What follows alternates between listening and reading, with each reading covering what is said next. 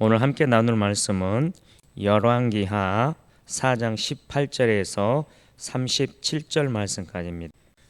오늘 본문 말씀은 크게 두 개의 단락으로 나누어지는데요. 전체적인 내용은 엘리사의 사역을 통한 하나님의 돌보심이라고 전체의 내용을 요약할 수 있고요.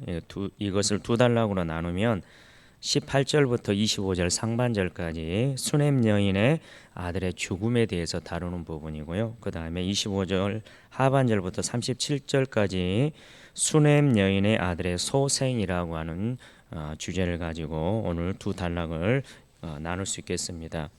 앞선 어제까지 큐티 본문인 8절에서 17절까지의 내용을 보면 하나님의 사람 엘리사를 성심껏 공교한 수넴 여인이 엘리사의 예언대로 기적적으로 등남한 사실이 소개되어 있습니다. 오늘 본문 18절에서 37절에서는 이렇게 하나님의 은혜로 태어난 수넴 여인의 외아들의 갑작스러운 죽음과 엘리사에 의한 소생 이적이 나오는데요. 이는 본장에 나오는 엘리사의 5가지 이적 중에서 세 번째 이적입니다. 본장에 이렇게 엘리사를 통한 이적이 5개나 나오는데 오늘 본 내용은 세 번째 이적입니다. 18절에서 먼저 20절까지를 보면 수넴 여인의 아들이 갑자기 죽은 이야기를 기록하고 있는데요. 본문 말씀 읽었기 때문에 간단하게 요약하자면 아버지가 일꾼들과 추수하는 곳에 나갔다가 머리가 아프다고 하여 어머니 무릎에 앉아있다가 죽은 것입니다. 어린 아들이 이 아들이 내 머리야 하면서 아파하는 것은 일사병일 것이라고 성경학자들이 주장합니다. 왜냐하면 떼약볕에 추수하는 일꾼들과 함께 있으면서 강한 햇볕에 노출되어 나타나는 증상으로 머리가 아프지 않았을까 하는 그러한 이유이기 때문입니다. 물론 본문의 짧은 기록만으로는 이 아이의 정확한 병명은 알 수 없습니다만 아이가 옥수수를 베는 더운 여름에 두통을 호소했다는 점에서 이를 일사병으로 추정해 볼 수 있는 것이죠. 실제로 옥수수를 베는 추수기는 1년 중 가장 무더운 시기였으며 팔레스타인 지방에서는 일사병으로 인해 사망하는 경우가 종종 있었기 때문입니다. 일사병에 걸리면 열을 동반한 두통, 안면, 창백, 현기증 증세가 있었고 중증의 경우에는 경련과 뇌경색을 일으키기도 했다고 합니다. 그렇기 때문에 오늘 이 아이의 병명을 일사병이 아니었을까 이렇게 많이 추정을 하는데요. 아무튼 이 아들은 수넴 여인이 먼저 원해서 얻은 아들은 아닙니다. 엘리사가 자신에게 많은 배려를 해준 여인에게 고마운 나머지 하나님께 구하여 그 여인에게 하나님이 기적적으로 주신 아들입니다. 비록 여인이 먼저 원하지는 않았지만 그러나 그 마음속에 분명히 원하는 그런 마음들은 있었을 테고 자기를 섬기는 그 고마움에 하나님께 구하여 엘리사가 이 아들을 이 여인에게 하나님께서 주시도록 기도했으니 얼마나 귀한 아들이겠습니까? 그런데 그 아들이 죽다니요. 자신의 무릎에서 죽어가는 아들을 바라보는 어머니의 마음이 어땠을지 감히 상상하기가 어렵습니다. 아픈 것만 봐도 마음이 아플 텐데 자신의 품에서 죽었으니 그 고통이 얼마나 심했을지 감히 상상이 안 되는 내용이 20절까지 이어지는 것을 볼 수가 있습니다. 이어지는 21절과 22절에는 자기의 아들이 죽자 그 어머니가 취한 행동이 나옵니다. 하나님의 사람의 침상, 즉 엘리사가 거하도록 마련한 숙소의 침상 위에 이 죽은 아이를 눕혀놓고 문을 닫고 나와 그 남편에게 사환 1명과 나귀 1마리를 달라고 하며 하나님의 사람 엘리사에게 달려갔다가 돌아오겠다고 말합니다. 어떤 일이 일어났다는 것은 정확하게 남편에게 밝히지 않고 말입니다. 남편을 걱정시키지 않으려는 의도가 있지 않았을까 싶습니다. 그리고 무언가에 대한 확신이 있어서 이 중대한 일을 남편에게 말하지 않고 서둘러서 이 집을 떠나지 않았는가 싶습니다. 아내의 이 말을 들은 남편이 23절에서 대답합니다. 아니 초하루도 아니고 안식일도 아닌데 엘리사에게 나아가고자 하느냐고 말입니다. 여기에서 이렇게 말한 남편의 말은 다음 세 가지의 사실을 알려주는데요. 첫째, 수넴 여인이 정기적으로 이 날들을 지켜왔다는 것입니다. 여기에서 이 날이란 초하루나 안식일과 같은 이러한 그 날들을 지켜왔다는 것을 말하고요. 두 번째로 엘리사가 갈멜산에 머물며 백성들에게 가르침이나 하나님께 예배할 기회를 제공했다는 것을 알 수가 있고요. 세 번째로는 추수철이라 사환과 나귀를 이용하는 일이 일반적이지 않다는 것을 알려줍니다. 바쁜 추수철이라 나귀나 사환들이 전부가 다 이 추수하는 데 동원되었지, 이때 당시 어떤 추수 외에 다른 것을 하는 것은 어떤 일반적이지 않았다는 것을 이야기하고 있습니다. 여기에서 초하루와 안식일에 대한 말씀을 잠깐 더 드리면 3대 절기처럼, 즉 유월절, 칠칠절, 초막절처럼 하나님이 정하신 날로서 이에 대한 규례가 민수기 28장에 명시되어 있습니다. 3대 절기에는 백성들이 예루살렘 성전에서 예배해야 할 의무가 있었지만 안식일과 초하루에는 성전 방문이 필수는 아니었습니다. 더구나 이곳은 베델과 단의 금송아지 그리고 발과 아세라 등이 우상 숭배가 난무한 북이스라엘 지역입니다. 따라서 수넴 여인이 집에서 북서쪽으로 약 32km로 추정되는 갈멜산까지 가서 안식일과 초하루를 지켰다는 것은 이 여인의 신앙의 상태를 이야기해 주는데요. 한마디로 하나님에 대한 경외심과 믿음이 있었다는 것을 보여주고 있습니다. 갈멜산은 엘리야 당시 남부의 길갈, 베델, 여리고처럼 선지자 제자들의 북부 본거지였거나 엘리사 때의 중심지가 된 것으로 추정됩니다. 여인은 자신의 갑작스러운 외출을 의아해하는 남편에게 샬롬이라 답을 합니다. 평안을 비나이다, 이렇게 샬롬이라 답을 하는데요. 이것은 쉽게 표현해 보자면 이렇습니다. 별일 아니에요, 다녀올게요 라는 의미로 남편을 안심시키면서 동시에 다른 말을 하지 않게 하는 그러한 표현이기도 했습니다. 이 말을 한 후 아내는 나귀의 안장을 지은 후 사환에게 자기가 말할 때까지는 속력을 늦추지 말고 나귀를 몰라고 지시하고 집을 떠나게 됩니다. 이 상황에 어떻게 이 아내는 자식이 죽은 사실을 남편에게 말하지 않고 이런 행동을 취했던 것일까요? 이 큰일을 남편에게 말하지 않는 이유는 무엇이었을까요? 오늘 본문 이전의 내용 1절에서 17절까지의 말씀을 볼 때 자신들의 능력으로 생길 수 없었던 아이가 태어난 것처럼 죽은 아이도 살릴 수 있다는 엘리사에 대한 믿음이, 아니 엘리사를 통해 살리시는 하나님에 대한 믿음이 있었기 때문이라고 밖에 할 수 없을 것입니다. 이러한 것이 없었다고 한다면 자기 남편에게 아들이 죽었다라고 한 사실도 알리지 않은 채 집을 급하게 떠나는 것은 사실 이해가 되지 않기 때문입니다. 위기의 순간에 어떻게 행동하는가가 그 사람의 마음속에 있는 참된 것을 드러내게 됩니다. 위기의 순간에 맨 먼저 하는 행동을 보면 무엇을 중요하게 여기는지, 위험한 순간에 무엇을 보호하려고 하는지에 따라 그 사람의 최우선 순위로 여기는 생각이나 가치관이 드러나게 되어 있습니다. 예전에 한번 말씀을 나눈 적이 있는데요. 제가 20대 때 새벽 예배 차량 운행을 한 적이 있었습니다. 그런데 이 전주 우체국 사거리, 남전주 전화국 사거리를 지나는 가운데 사거리를 지나는데 어떤 대각선 쪽으로 오는 그런 차가 있었습니다. 교차로에서 운전을 하면서도 부딪힐 수 있겠다라는 그런 생각이 들었는데, 그래도 그것을 피하려고 어떻게 예를 썼는데 차의 뒷부분을 살짝 상대방 차가 제가 운전하는 차를 가격하게 되었습니다. 큰 사고는 나지 않았습니다. 살짝 그냥 치고 말 정도였는데 차를 길가에 대놓고 제가 맨 먼저 했던 행동이 있습니다. 지금도 지나고 뭐 20여 년이 거의 한 30년이 다 지나가는 상황인데도 지금도 그 차에 탔던 사람에게 미안한 한 가지가 있는데요.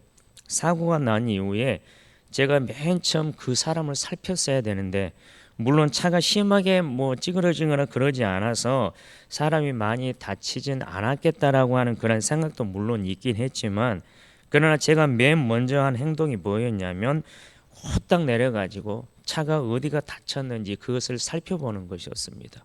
그리고 나서야 차 안에 자매 한 명 있었는데 그 자매에게 괜찮냐고 물어봤던 것이었습니다.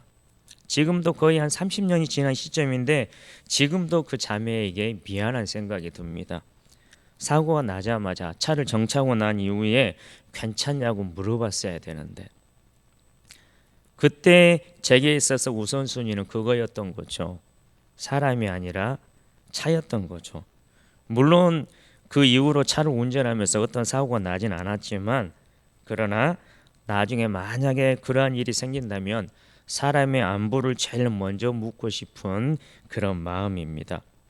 여러분은 오늘 이 여인과 같은 상황이라면 어떻게 행동하겠는지요? 감히 상상이 되지 않죠. 자기야 자녀가 죽었는데 어떤 행동을 하겠습니까? 울고불고 외치는 것 말고는 우리가 할 수 없는 것이 정상적이지 않겠습니까? 그러나 그럼에도 불구하고 이 여인은 엘리사를 찾아갑니다.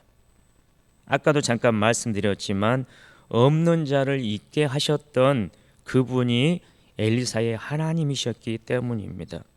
생명의 주관자 되시는 분, 온 만물의 주인이신 그분에게 자기의 아들의 생명을 의탁하고자 엘리사를 찾아가는 오늘 이 여인의 모습을 보게 됩니다.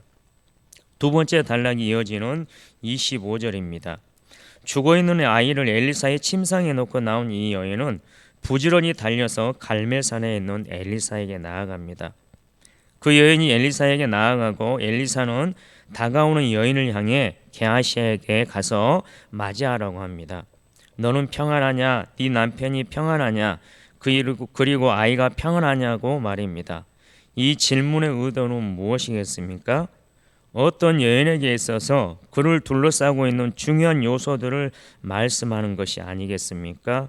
그의 남편, 그의 아이, 그 여인, 즉 너의 모든 것이 다 평안하냐? 이렇게 물어보는 거죠. 특별히 본문에서 엘리사는 수넴 여인에게 샬롬을 3번이나 반복해서 사용하고 있습니다.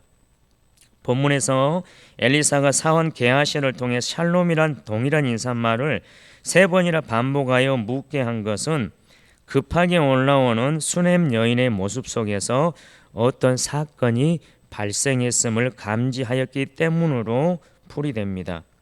이 역시 23절의 여인의 남편에 대한 인사와 더불어 앞으로의 사건의 추이와 결과를 예견하게 하는 표현이라 할 수 있는데요. 그 말에 즉 샬롬하냐 샬롬하냐 샬롬하냐라고 3번이나 묻는 그 말에 이 여인이 대답하되 평안하다라고 이야기합니다.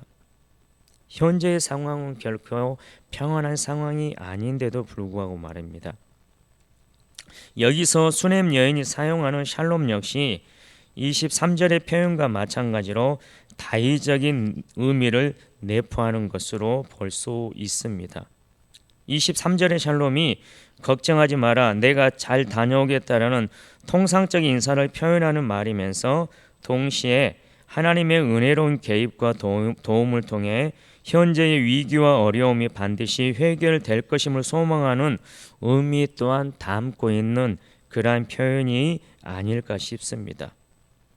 26절에서 이 샬롬 역시 단순한 담례의 인사로 볼 수도 있지만 근본적인 의미에서는 하나님의 사람을 만나기 전 엘리사를 통해 하나님이 그녀와 그녀의 아들, 그녀의 가정에 샬롬, 즉 평강으로 역사하실 것을 기대하는 그녀의 믿음의 표현으로 볼 수 있을 것입니다.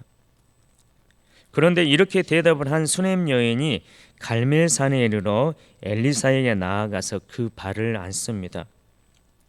이 행동은 자신을 낮추어 무언가를 간청하는 태도를 말해주는데요. 이런 갑작스러운 여인의 행동을 보고 게하시가 그것을 막으려고 합니다.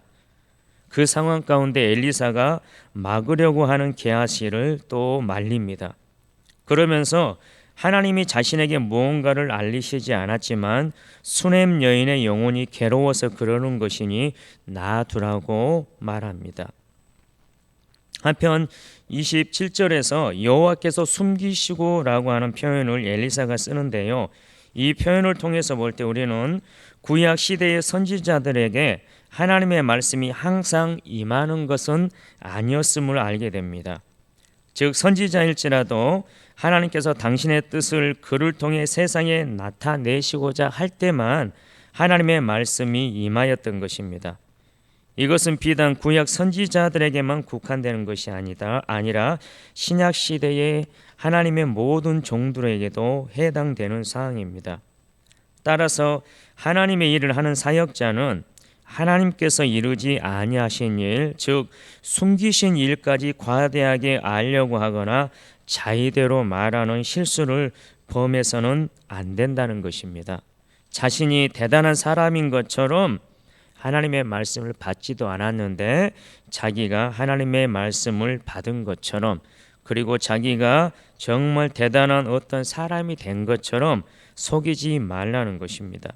본문에서 여인은 엘리사에게 자신의 아들의 죽음을 직접적인 표현으로 알리지 않고 반문의 형식을 통해 간접적으로 알리고 있습니다. 그것이 28절의 말씀인데요. 여인이 이르되 내가 내 주께 아들을 구하더이까 나를 속이지 말라고 내가 말하지 아니하더이까 하니. 28절의 내용, 즉 엘리사가 기도해서 이 여인에게 아들을 허락하셨는데 자기는 아들을 구하지 않았다라고 하는 사실입니다. 28절에 나를 속이지 말라고 내가 말하지 아니하더이까, 이 말은 여기에서 내게 희망 고문을 하지 말라고 내가 하지 않았습니까? 라고 하는 그런 의미입니다. 쉴 새 없이 달려왔을 수넴 여인이 엘리사의 발을 아는 채 28절 방금 그 말씀을 엘리사에게 했다는 사실입니다. 내가 내 주께 아들을 구하더이까 나를 속이지 말라고 내가 말하지 아니하더이까 하니, 이렇게 간접적으로 말을 했는데요. 이 말의 속뜻은 무엇일까요? 왜 아들을 주었냐고 불평하는 것일까요? 왜 달라고도 하지 않았는데 아들을 자기 마음대로 주었다가 빼앗아 간다고 하는 불만의 소리일까요? 그녀의 말에는 엘리사에 대한 원망과 의심, 자신의 처지에 대한 비하가 포함되어 있습니다. 그러나 근본적으로는 아들의 죽음을 알리고 깊은 슬픔을 표현하고자 한 것입니다. 엘리사의 중재로 그녀가 감히 바라지도 않은 아들을 하나님께 얻었으므로 이번에도 그가 중재하여 아들을 살려달라고 간청하는 것이지요. 아들이 죽었는데 달려갈 곳이 어디겠습니까? 엘리사밖에 없었습니다. 하나님밖에 없었습니다. 위기의 순간에 우리가 달려갈 곳은 하나님밖에 없다는 것을 이 여인을 통해서 우리는 알 수 있습니다. 생사의 기로에서 뿐만 아니라 매일 우리의 삶 속에서 말입니다. 그 모든 것이, 그 모든 만물이, 그리고 그 모든 상황이 하나님 안에 있기 때문입니다. 수넴 여인의 이러한 간청을 들은 엘리사가 취한 행동이 29절에 나옵니다. 먼저 게하시에게 말하는 내용인데요. 내 허리를 묶고 내 지팡이를 손에 들고 가라. 사람을 만나거든 인사하지 말며 사람이 네게 인사할지라도 대답하지 말고 내 지팡이를 그 아이 얼굴에 놓으라 하는지라. 여기에서 내 허리를 묶고라고 하는 이 말은 여행 준비를 단단히 하라는 의미와 더불어 신속하게 행동하라는 의미도 포함하고 있습니다. 그리고 내 지팡이를 손에 들고 가라 하는 이것은 엘리사는 게하시에게 자신의 지팡이를 들고 갈 것을 명령했는데 이처럼 엘리사가 자신의 지팡이를 주어서 게하시를 파견한 것은 자기에게 영적 권위를 부여하신 하나님이 이 일에 직접 개입하시는 것과 게하시 자신이 하나님의 사람인 자기 자신을 대리하는 것에 관해 확신을 가지라는 권면의 의미도 가지고 있습니다. 또한 이때 당시 지팡이를 가지고 가라는 것은 지팡이가 의미하는 바 능력과 권위를 나타내는 수단으로 사용되기 때문입니다. 모세의 지팡이와 같은 그런 역할들을 상징하는 것이 지팡이였기 때문에 오늘 이 엘리사도 게하시에게 그 의미를 상징하는 지팡이를 가지고 가라고 하는 것입니다. 그리고 사람을 만나거든 인사하지도 말라라고 지금 그 게하시에게 이야기하는데, 이것은 1차적으로 게하시에게 주어진 사명이 막중한 것이기 때문에 그 임무에만 전념하라고 하는 그런 의미입니다. 이와 동일한 의미로 누가복음 10장 4절에 예수님이 70명의 제자들을 파송하실 때 이 본절을 인용하셨습니다. 그것은 시간을 허비함으로써 지체하지 말라라고 하는 그런 의미가 있는 거죠. 실제로 고대 이스라엘에서는 길거리에서 지인을 만나게 되면 인사하는데 10분 이상이 소요되었다고 합니다. 하지만 엘리사가 단지 그의 사원을 최대한 빨리 가게 하기 위한 목적만을 가지고 이 말을 한 것은 아니었습니다. 무엇보다 엘리사의 이러한 명령 가운데는 허영심이 많은 게하시가 그의 여행의 이유를 다른 사람들에게 발설함으로써 스스로 이적을 행하는 것이냐 자랑치 못하게 하기 위한 목적이 있었던 것은 아니었을까라고 또 다른 신학자들은 이야기하고 있기 때문입니다. 그리고 내 지팡이를 그 아이 얼굴에 놓으라 하는 부분은 아까 지팡이에 대해서 잠깐 말씀드렸듯이 상징적 행위입니다. 이스라엘에게 있어서 지팡이는 단지 여행에 필요한 도구가 아니라 지팡이 주인의 권위와 능력을 나타내는 중요한 상징물로 인식되어졌기 때문에 엘리사도 그러한 생각에 의거해서 이렇게 게하시에게 지팡이를 가지고 보냈다라고 하는 사실입니다. 목숨이 걸린 문제인이 엘리사가 게하시에게 이러한 준엄한 명령을 내린 것입니다. 29절에서 엘리사의 준엄한 명령을 받은 게하시를 보았던 수넴 여인의 반응이 30절에 이어집니다. 29절의 내용으로 충분하지 않았을까요? 그런데 29절에 엘리사가 게하시에게 하는 그것을 보고 난 이후에 30절에 이 수넴 여인이 이렇게 말합니다. 여호와께서 살아계심과 당신의 영혼이 살아계심을 두고 맹세하노니 내가 당신을 떠나지 아니하리이다. 쉽게 말하면 내가 당신과 함께 있겠습니다. 당신 직접 내 아들이 죽은 그곳에 갈 때까지 당신과 함께 있겠다라고 하는 그런 의미입니다.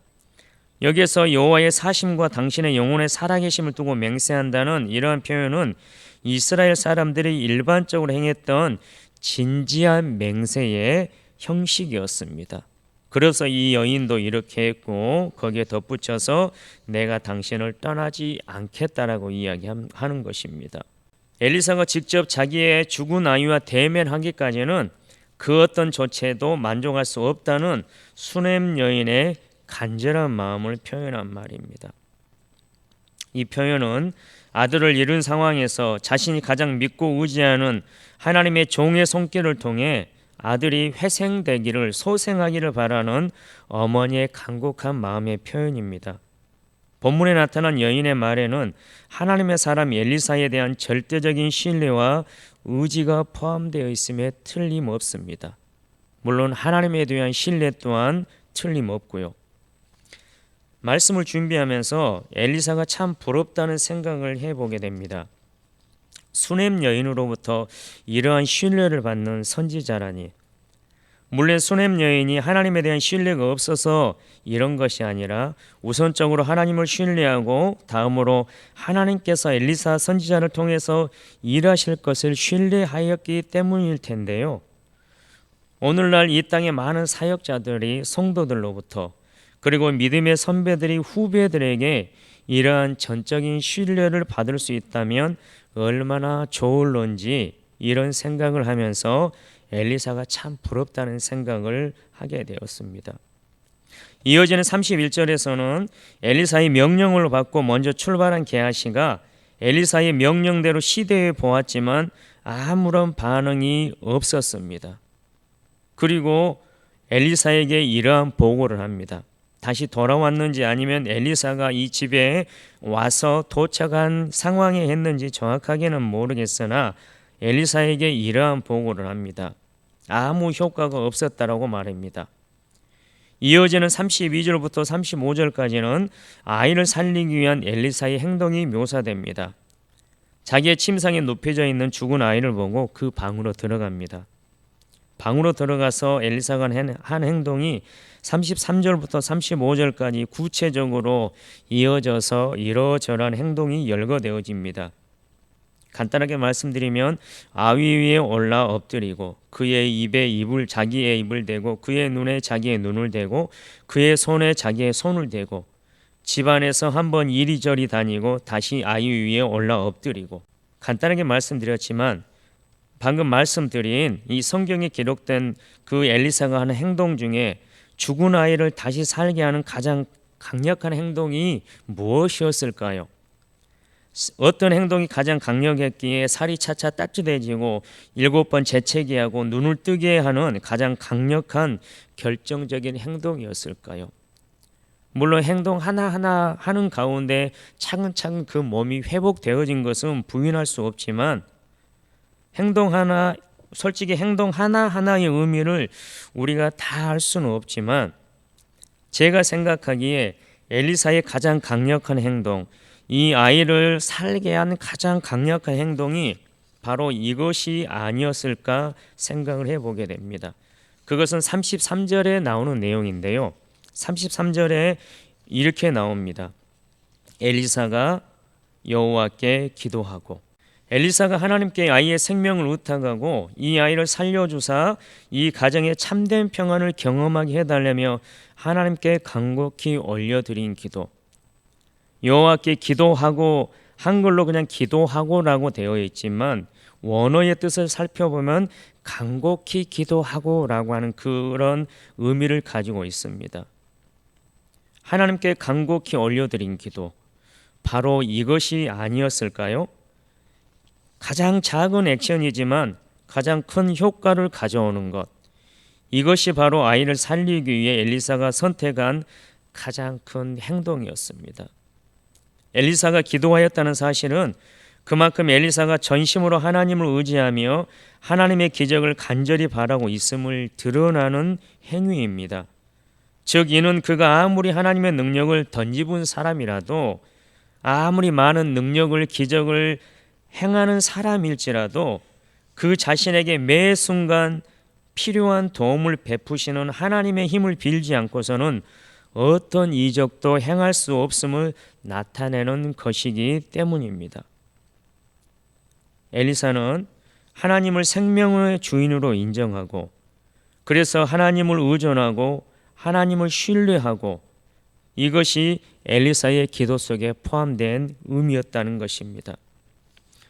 우리가 신앙인으로 살아가면서 참 많은 행동을 하며 살아갑니다. 우리가 하는 모든 행동들을 한번 살펴보면 참 많이 있습니다. 누군가를 열심히 섬기고 사랑하고 또 구제하고 봉사하고 살아갑니다. 그러나 그 모든 것보다 중요하고 강력한 행위가 하나님 앞에 홀로 대면하여 그분을 의지하며 기도하는 것입니다. 또한 말씀 가운데 거하는 것도 너무 중요합니다. 이렇게 본질적으로 중요한 것들을 실천하며 살아가는 저와 여러분 되시기를 소망합니다. 이렇게 한 이들의 결론이 36절과 37절에 나옵니다. 엘리사가 게하시를 불러 수넴 여인을 불러오라 하고 그 여인이 들어오니 엘리사가 그 여인에게 살아난 아들을 데리고 가라 합니다. 그 여인이 들어가서 엘리사의 발 앞에 땅에 엎드려 절하고 아들을 안고 나갑니다. 수넴 여인의 겸손한 모습은 아들이 죽었을 때나 아들이 살아있을 때나 변함이 없습니다. 고난 속에서도 믿음을 잃지 않고 하나님 품에 안겨있는 수넴 여인이 살아난 귀한 아들을 자신의 품에 안고 나갑니다. 이것이 믿음을 가진 자에게 부어주시는 하나님의 은혜입니다. 잃은 것 같으나 결코 잃지 않는 삶, 죽은 것 같으나 결코 죽지 않는 삶, 이것이 바로 우리의 삶입니다. 말씀을 정리하겠습니다. 수넴 여인이 자기 아들을 살리기 위해 하나님의 사람 엘리사를 찾아가는 것을 통해 수넴 여인의 믿음을 보게 됩니다. 이러한 여인의 믿음으로 인해 하나님 앞에 엎드려 기도하는 엘리사의 모습을 보게 되며 이를 통해 신실하게 응답하시는 하나님의 역사하심을 보게 됩니다. 믿음과 믿음이 이어질 때 하나님이 역사하십니다. 엘리사를 통해서 하나님이 수넴 여인을 돌보시는 것을 보게 됩니다. 우리 하나님은 자신을 의지하는 자를 돌보시는 분이십니다. 우리의 모든 상황 속에서도 이 하나님을 신뢰하며 그분 앞에 달려가서 엎드리며 그분의 돌보심을 경험하는 복된 성도님들 되시길 우리 주님의 이름으로 축원합니다. 기도하겠습니다. 사랑하는 하나님, 우리가 고난에 처하게 될 때 어떤 행동을 취해야 하는지 수넴 여인을 통해서 깨닫게 하시니 감사합니다. 수넴 여인처럼 위기의 순간에 즉각적으로 하나님께 우리의 상황을 아뢰고 의탁하는 우리가 되게 하여 주시옵소서. 또한 고난에 처하게 된 수넴 여인이 엘리사를 찾아와서 그를 신뢰하며 아들의 생명을 살리는 통로가 되어지기를 간구하는 것처럼 이 세상을 살아가는 우리들이 엘리사처럼 하나님의 은혜의 통로가 되어지는 사람들이 되게 하여 주시옵소서. 또한 엘리사가 겸손하게 하나님 앞에 엎드리며 수넴 여인의 심장과 하나가 되어 온 마음으로 하나님 앞에 엎드려 간곡하게 기도한 것처럼 다른 이의 고난을 자신의 온 마음으로 받아들여 하나님 앞에 간구하는 참 사랑의 사람들이 되게 하여 주시옵소서. 엘리사를 통해 수넴 여인을 돌보신 하나님, 지금도 동일하게 우리 주변의 사람과 상황들을 통해서 우리를 돌보심을 인하여 감사드립니다. 이 은혜에 늘 감사하며 하나님과 동행하는 우리 모두가 되게 하여 주시옵소서. 감사하옵고 예수님의 이름으로 기도드립니다. 아멘.